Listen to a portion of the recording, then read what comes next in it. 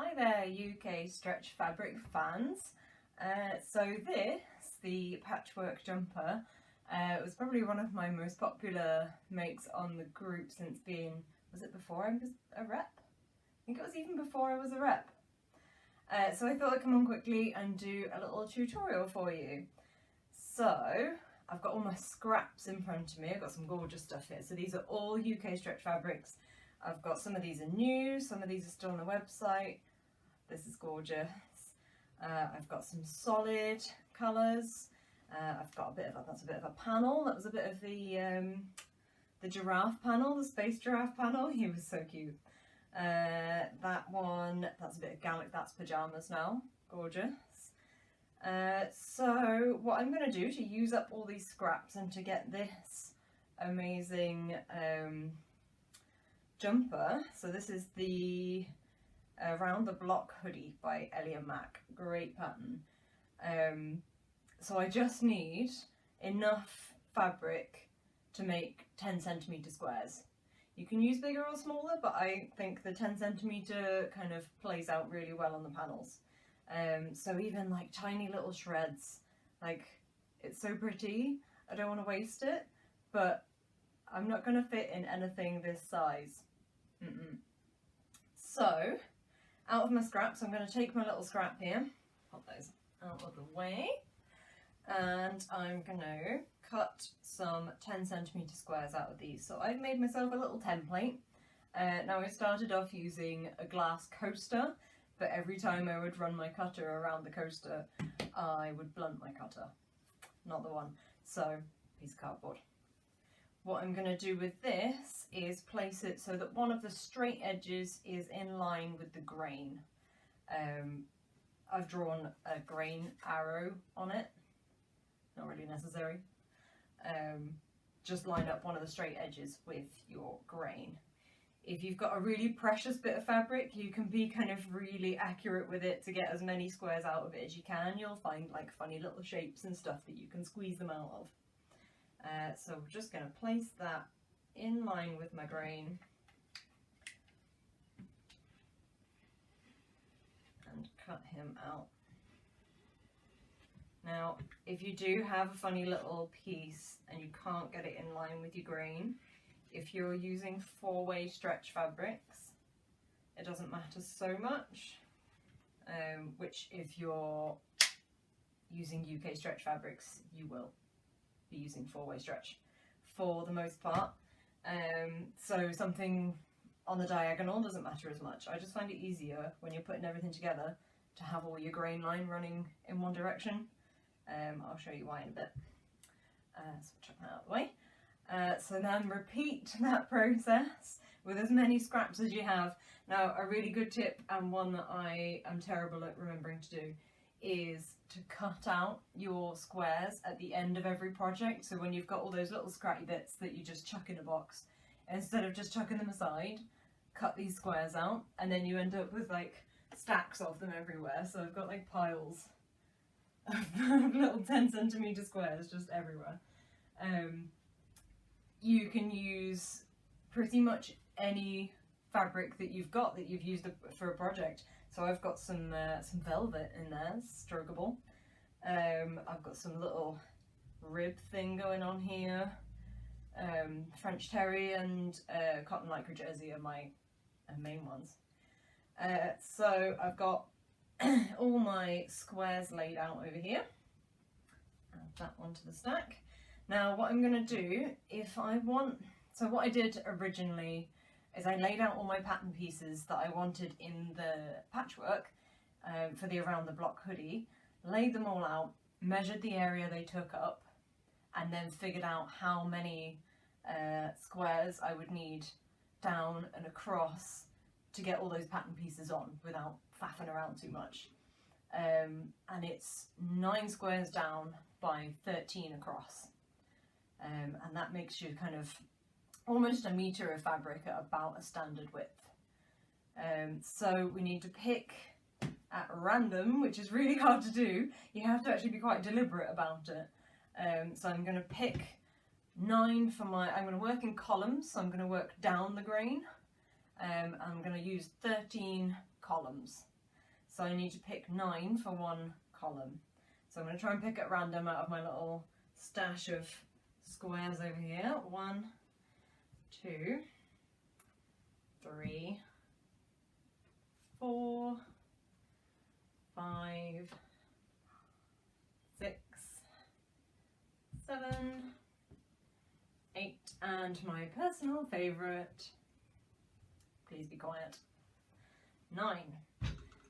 Once we've got your 9 squares, or however big you want to end up doing your fabric, you don't have to necessarily do it in columns going down.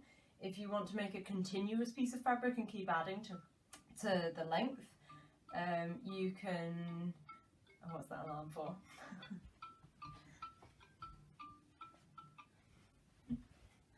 It's not an alarm for a fabric sale, I promise you. If you want to make a continuous piece of fabric, you could make rows rather than columns and then keep working down the rows. I know exactly what I want to make with this, so I'm just going to make the exact size of fabric that I want.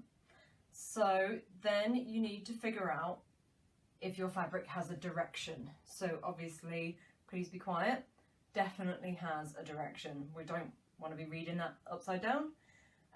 Then again, it's patchwork fabric. If you end up with a little bird flying upside down, that's okay. It's gonna look amazing anyway. So what we're aiming for are strips like that. Aren't they lovely? I think I'd just wear that as a scarf. That'll make a good snood. So I've joined each square on the way down the row to its neighbour, making sure my fox is upright, my maps are upright, and then some of them don't have a direction, so I'm just making sure I've got the grain running down the way. So the easiest way to make sure you've got your 2 squares upright when they're fixed together is to lay them out as they will be when they're fixed together, and then flip one on top of the other. So now they're right sides together, and you've got one upright and one upside down, but when you turn them out, they'll both be upright, we hope. So I'm going to stitch those 2 together there.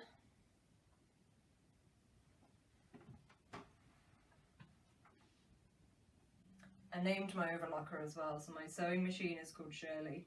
I decided my overlocker was Sheila. She doesn't work any better with a personality. She's still temperamental.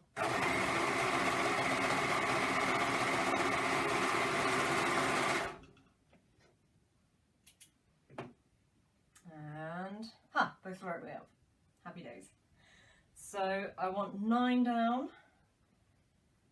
So I've got 7 there, and I've got my 2 there. Incidentally, if you have a favourite pattern that you definitely want to include in your garment, try and get it like in the middle of a row of a column. It's just easier to pattern place your patterns over it. So then I'm going to do exactly the same. I've got my 2 upright and my strip upright. I'm going to flip one on top of the other. Eventually you'll sort of learn that you can just match the upside down to one to the upright of the next, but to start with, that's the easiest way to do it, to make sure that you end up everybody upright. So I'll pop those 2 together to finish that column.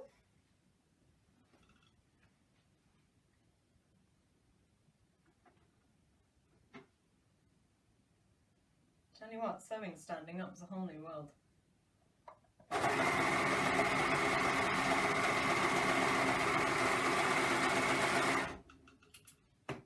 There we go, so we have a column of lovely squares.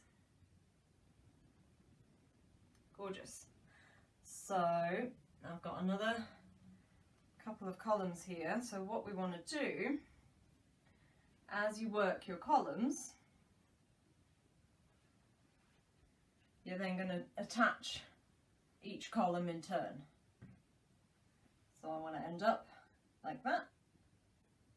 Now what I've done is you can either have all these seams lining up so you've got a little junction of 4 corners meeting here, but that's quite difficult to achieve. So because you need to, if it's a bit off, it's going to show. So my lovely husband's suggestion was to stagger them deliberately. So I've got the seam of one lining up with the middle of the next square, and if that's a little bit off, it doesn't really show. Also, if you're making the around the block hoodie, the panel travels down. So I've now got squares travelling down in the centre of the panel, which looks really satisfying. So I'm going to join that column to that one. So what I'm going to do to make sure I don't end up just staggering all the way up and end up with a big diagonal piece of fabric, for each one I attach, I'll alternate where I stagger it. So this next one needs to be low, next one will be high, high, low, high, low, high, low.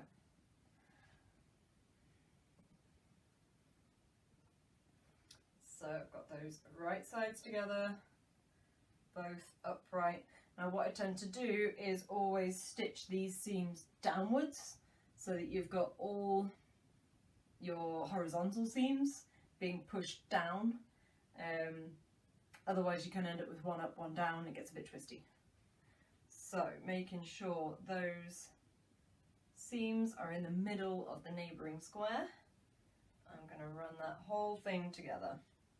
Now you can be really good and pin each square, but anybody who saw the Sew Sunday knows that I don't pin anything.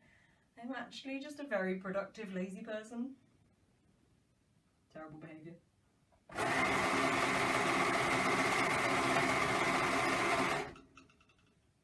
So as I come down the row, the column, I'm making sure each square is in the centre with a seam of the next one. Do you ever talk and wonder if you're making any sense? Hope it makes sense.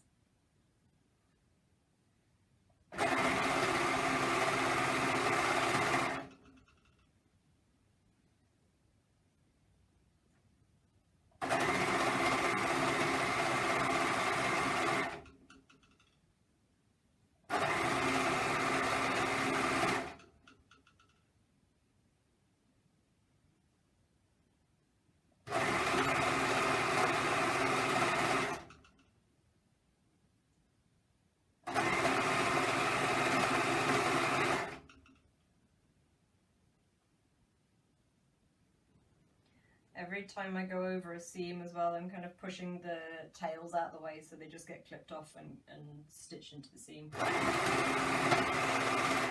hate ends. I'm such an ends dodger. Anything I can do to get them tied into another seam.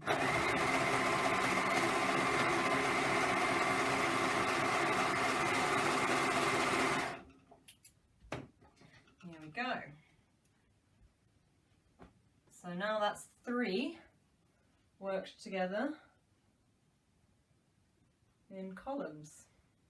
So all my grain is running down the columns and all my seams are in the middle of their neighbour. Look at that owl's face, so cute. Now to make this into fabric we've got to do that a couple times. It does get a bit repetitive but it's worth it, I promise. So I've got a few more over here, which I'm going to attach those 3 to. I'm not going to show you yet. I'm going to keep it a surprise. The big reveal. But so I've got, this one's up high, that one's down low, this one's up high, so I've got to make sure where I'm staggering it, I'm not just getting higher and higher. I want to make sure I stagger up and down. The top ends up like a castle.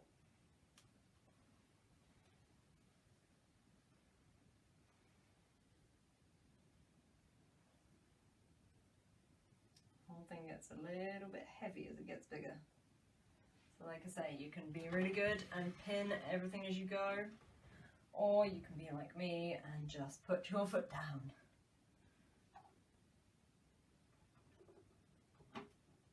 There we go. So I'm going to do the same again, line up the middle of the square with the seam of its neighbour.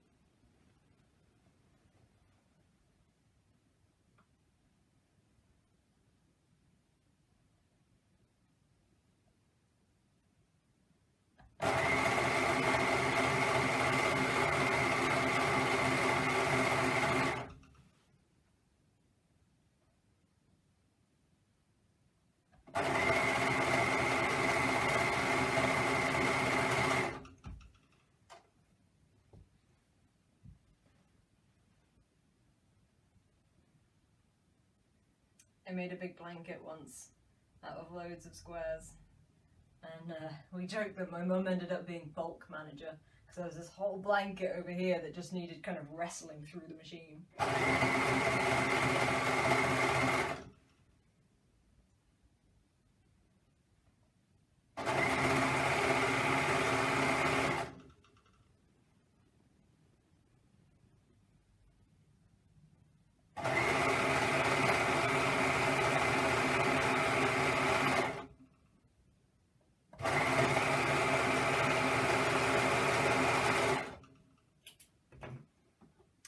So that's those 3 columns added to the rest of my piece of fabric. And now we have, let's get it apart for you, this glorious piece of fabric. So you can use this for anything. This can just be used as fabric. You've kept your grain all going down the fabric, so you can treat each edge as a salvage edge and place any patterns you want exactly as you would on a normal piece of fabric. The long seams that you made are your grain line, and you just want to line up your grain line with the grain line on the pattern. Now you might notice that over here is a bit smoother than over here, so the ones that I've just done I haven't pressed, so give them a good steam press. I do it from the front because I'm inclined to melt my stitching otherwise. I'm just a bit too enthusiastic. But with a nice press, he comes out really beautifully smoothly. So if I show you with a pattern piece, let me move my lovely squares back to their stack over there.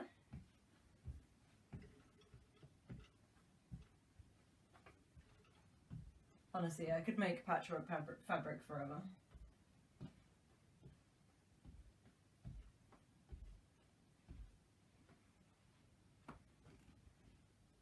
This piece of fabric actually is not going to be made up by me. It's going to be made up into a doorstop gnome by a lady in the UK Stretch Fabric members group who runs putty sticks.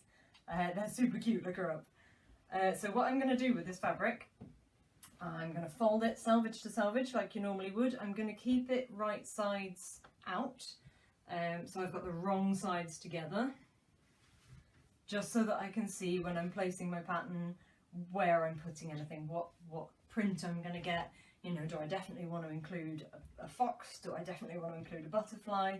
Where do I want to position those? Just get a bit fussy about it. So I have my, not a pattern piece because I'm not allowed to show commercial pattern pieces on videos, so I'm just going to show you with my fake little top of a jumper that could be. So I've got my grain line there, so do you remember what I said? The long lines that you stitched are your grain line. Where you've folded and the 2 edges there you can treat as your salvage. So I'm going to line up my grain line with my long seams.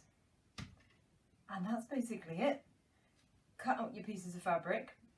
What I have done on this, if you'll excuse me flashing you, I do this all the time, is backed my panels. So this is French terry, just plain black, which I've stitched. I've cut out the exact same pattern piece as I have done from my patchwork, and then just stitch the whole lot together as one, and it just means that you don't end up with all those seams on the back.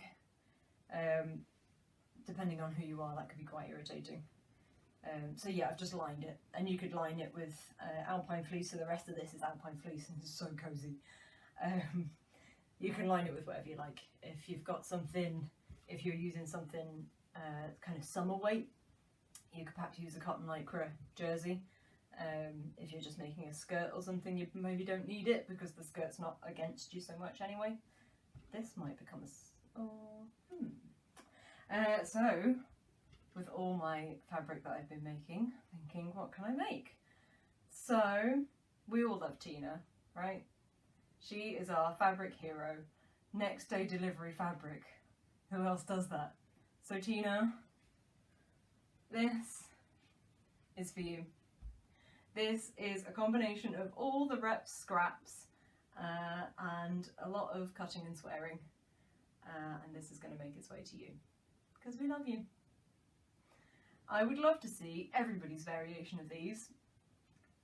Can you imagine a whole group get together and everybody wearing these? It would look amazing. And everybody's is going to be so different because of all the fabrics you've chosen. So it's going to reflect your taste. I think they're great. I'd love to see them. So post them in the UK Stretch Fabrics members group. Tag me on Instagram. I'm Lindsay's Little Legs. And I will see you online.